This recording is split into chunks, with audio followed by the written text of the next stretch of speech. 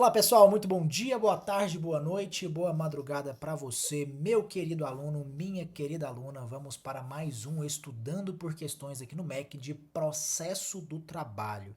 É isso mesmo, vocês pediram tanto, tanto, tanto e agora estou gravando algumas aulas sobre processo do trabalho, porque sei que, pela pesquisa que eu fiz no meu Instagram, se você ainda não me segue, @BrenoLenza, a maioria de vocês, a maioria esmagadora, tem muito mais dificuldade em direito processual do trabalho. É por isso que nós estamos tratando aqui o nosso Estudando por Questões de Processo do Trabalho. Claro que teremos mais de trabalho, mais de processual do trabalho, mas esse aqui vai ser específico. Então não se esqueça de se inscrever no canal aqui, por favor, tá? Não se esqueça de curtir o vídeo para que a gente tenha um próximo vídeo de Estudando por Questões. Nós precisamos, você já sabe, de 120 curtidas no próximo vídeo. Provavelmente eu vou aumentar essa quantidade, hein, pessoal? Então fiquem espertos e não esqueçam de me dizer, por favor, como estão as aulas, o que vocês estão achando nos comentários, tá? Eu vi que uma ou duas pessoas falaram que o áudio não estava muito bacana do microfone, até comprei outro aqui parecendo aqueles microfones, não tá aparecendo aqui no vídeo, mas parecendo aqueles microfones como é que chama? De podcast, né? Então agora estamos melhores, espero que vocês gostem, tá? Então vamos já começar a nossa aula sobre direito processual do trabalho, mais uma questão da prova do TRT da 12ª região, pessoal. Foi realmente uma prova bem pesada ali da FCC. Então vamos lá. Não estão sujeitos à execução os bens considerados como impenhoráveis ou inalienáveis. Entre eles, vamos lá, letra A quantia depositada em caderneta de poupança até o limite de 60 salários mínimos, pessoal. Então quer dizer que aquela quantia que você tem lá na sua poupança, em regra, ela não pode ser penhorada desde que o valor tenha o limite de 40 salários, 40 salários mínimos. Então, até, pessoal, 40 salários mínimos, o valor que você tem lá na sua poupança, você não pode ter penhorado. Então, até 40, ausência de possibilidade de penhora. Onde está isso, professor? Nossa, eu não vi nada disso na CLT. Bom, você precisa ler com muita calma, com muita atenção, o artigo 833 do CPC. Essa questão basicamente aqui vai ser lá do artigo 833 do CPC. E, gente, de verdade, tem algumas coisas que dá para decorar ou não, mnemônico, mas eu até hoje nunca desenvolvi o mnemônico para esse artigo. Então você precisa ler, entender e decorar. Ler, entender e decorar. Como que a gente faz isso, professor? Pelo amor de Deus, revisando. Vai ler, ler, ler, ler, desenvolvendo, revisando, desenvolvendo, e aí você vai entendendo e vai compreendendo e também vai o quê? Decorando para a hora da sua prova. Então, letra B.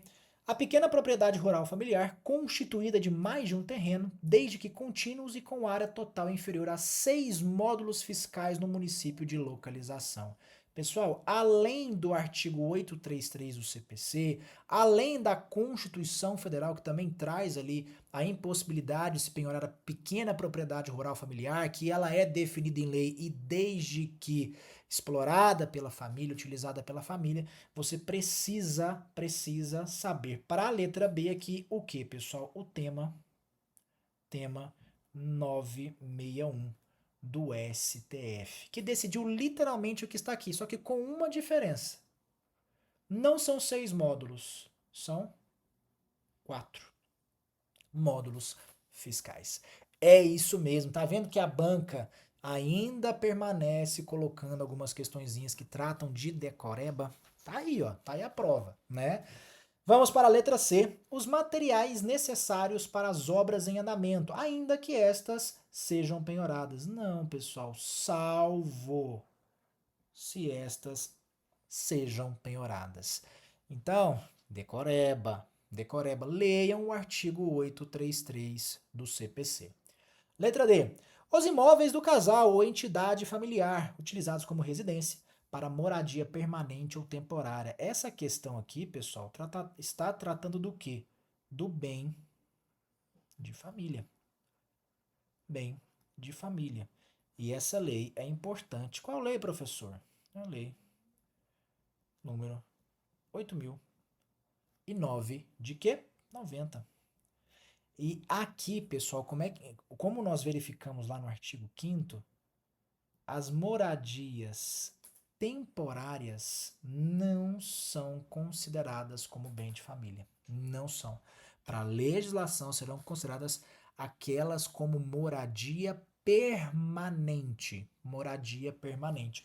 E nós temos, salvo o melhor juízo, uma súmula do STJ que diz que a residência de pessoas viúvas ou solteiras também são consideradas bem de família. Que separa família, né? Bem de família. Normalmente você pensa em mais de uma pessoa, e aqui, independentemente se é uma família homoafetiva, uma família heteroafetiva, enfim, aqui você tem que determinar que a moradia deve ser permanente, independente da família, como já decidido pelo STF, mas com o obstáculo, digamos assim, para as moradias temporárias, ou seja, não se considera a moradia temporária um bem de família, ok? Letra E, nosso gabarito. Letra E, nosso gabarito. Os recursos recebidos por instituições privadas para aplicação compulsória em educação, saúde ou assistência social. Então, somente esses recursos aqui da letra E são consideráveis impenhoráveis ou inalienáveis, tá certo? Professor, rapidinho, o que são bens impenhoráveis? Aqueles que não pode recair penhora. Digamos que você já liquidou a sua execução, tem um valor de 30 mil reais. Hoje o salário está 1.420, né, pessoal? O salário mínimo, salvo melhor juízo. Se a gente colocar 40 vezes isso, dá mais de 40 mil reais. Então, como nós temos aqui 30 mil, esse valor aqui, por exemplo, da quantia depositada na caderneta de poupança, não será penhorado, ou seja, não vai recair sobre ele aquele bloqueio judicial, transferência, por exemplo, para conta judicial para depois expropriação ao exequente, enfim, aqui bem impenhorável ou inalienável, não recai a penhora e também não pode ocorrer a alienação daquele bem. Então leia o artigo 833 do CPC. Tá certo? Gabarito letra E. Vamos para a próxima questão. Aqui, meu querido aluno, minha querida aluna, um dos temas mais importantes para a sua prova, tá? A competência da Justiça do Trabalho. E temos muita coisa a estudar. Eu vou fazer um drop Mac sobre competência, provavelmente vários, tá? Porque é um tema que demanda muita atenção e é extenso pra caramba.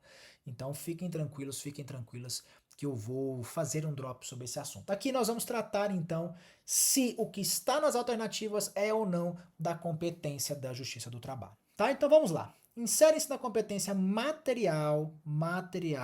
Cuidado, nós temos competência material. Só um exemplo, tá? Competência funcional, certo? Vocês precisam saber todas essas, digamos, classificações de competência. Competência territorial também, tá, pessoal? Como estamos estudando por questões, não é objeto aqui desse vídeo, mas, como eu disse, vou fazer uma aula específica. Letra A. Ajuizadas contra o empregador, vamos lá, contra o empregador, nas quais se pretenda o reconhecimento de verbas de natureza trabalhista e os reflexos nas respectivas contribuições para a entidade de previdência privada a ele vinculada. Pessoal, aqui vocês precisam saber, precisam ler o tema 1666 do STF, que decidiu literalmente nesse sentido. Se houver uma ação que está discutindo o reconhecimento de verba trabalhista e os reflexos naquelas contribuições a entidades privadas ali de previdência, ou que estejam vinculados ao empregador, e óbvio, a ação contra esse empregador e não contra a entidade, é de competência da Justiça do Trabalho, ok?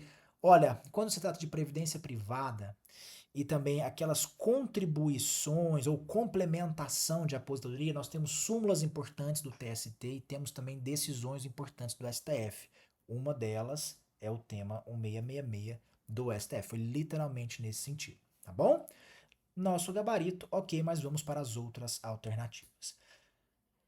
Nas quais se discuta a abusividade de greve de servidores públicos seletistas da administração pública direta, autárquica e fundações públicas. Meu querido aluno, minha querida aluna, cuidado.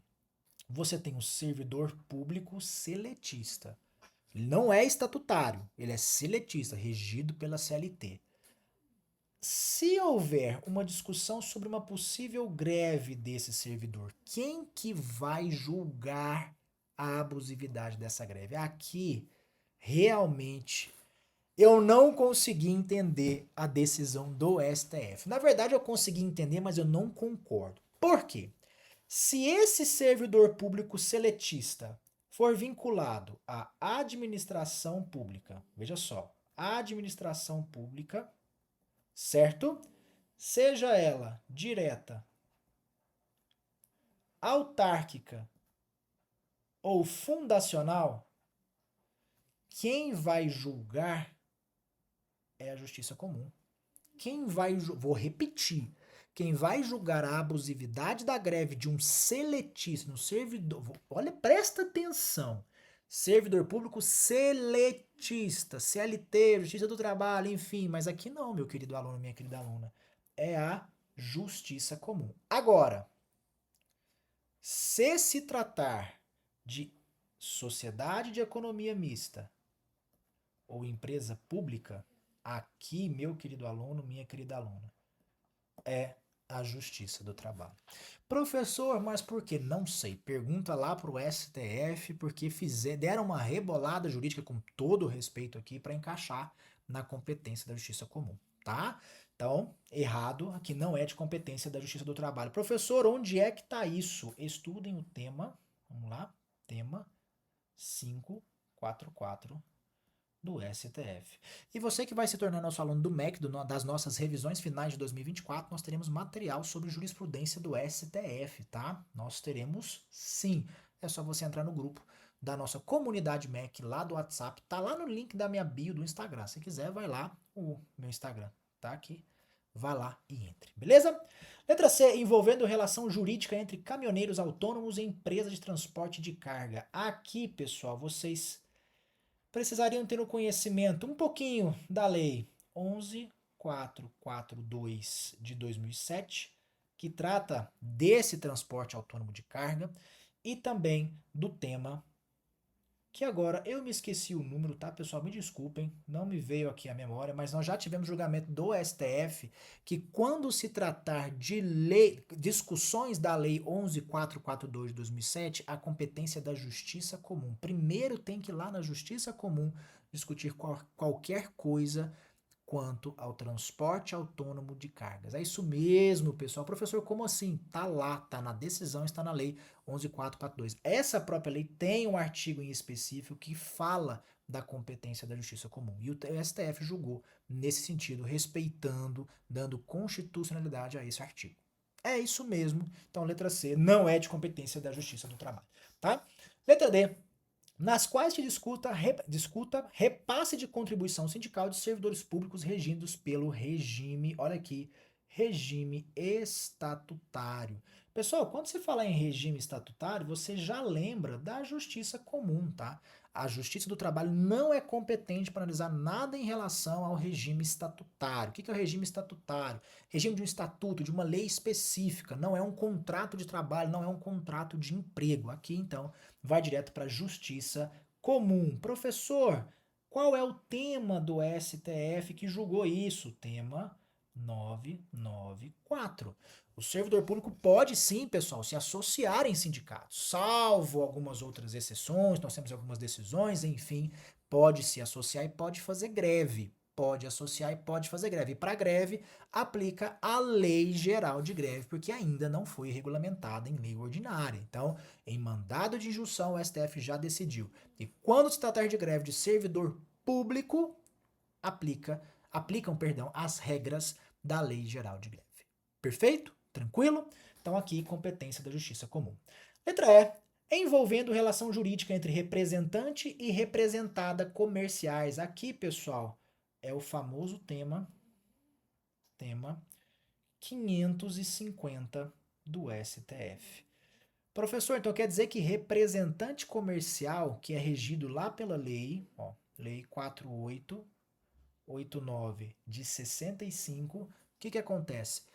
Em regra, a competência da justiça comum. É isso mesmo que você ouviu, em regra. Se você está discutindo qualquer verba devida dentro de uma relação de representação comercial, justiça comum. Agora, se você vai discutir o vínculo de emprego, dentro da justiça do trabalho, majoritariamente se entende que é da discussão da própria justiça do trabalho. Então, verbas da representação comercial, justiça comum. Eu não estou pedindo vínculo de emprego aqui. Agora, se eu estou pedindo a nulidade do meu contrato como representante comercial e o vínculo de emprego direto com a empresa ou com a representada comercial, aí nós estamos falando da competência da Justiça do Trabalho.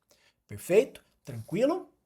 Então, nosso gabarito letra A, vamos para a última questão desse bloco de processo do trabalho, também da FCC TRT12. Vamos lá. No procedimento sumaríssimo, tema excelente que você precisa ler ali a partir do artigo 852. Anota, anota, anota. A partir do artigo 852A da CLT. Tem que estar na cabeça, viu, gente? Vamos lá. No procedimento sumaríssimo a ser adotado nos dissídios individuais cujo valor não exceda 40 vezes o salário mínimo vigente na data do julgamento da ação, letra A.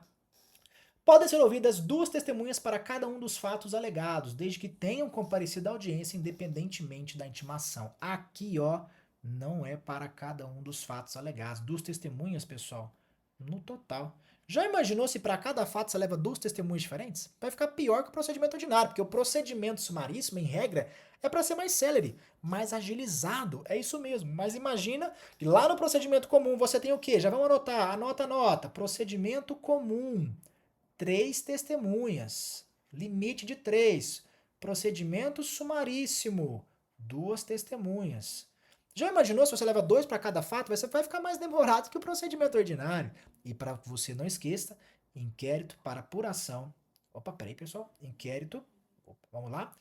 Inquérito para apuração de falta grave. Até quantas? Até quantas? 6 testemunhas. É isso mesmo, tá? Então a alternativa A errada.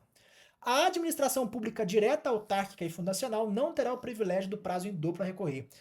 Pessoal, a administração pública direta, autárquica e fundacional não faz parte, vou repetir, não faz parte do procedimento sumaríssimo. Não pode, ó, essa administração pública direta, autárquica e fundacional não vai fazer parte do procedimento sumaríssimo. É isso mesmo, elas não podem ser parte. Ela, na verdade, não pode ser parte. Então não tem nem que se falar em prazo em dobro para recorrer. Não, porque em tese, quando você vai juizar uma ação contra a administração pública direta, autárquica e fundacional, você faz direto pelo procedimento ordinário. Perfeito? Só para fundamentar aqui, pessoal, só para fundamentar, no primeiro caso, você tem que ler aqui, ó, vamos colocar em azul, o artigo 852H. Parágrafo, qual que é o parágrafo? Parágrafo 2º da CLT, beleza. Aqui, o artigo 852A da CLT, salvo o melhor juízo aqui, pessoal, parágrafo único, tá?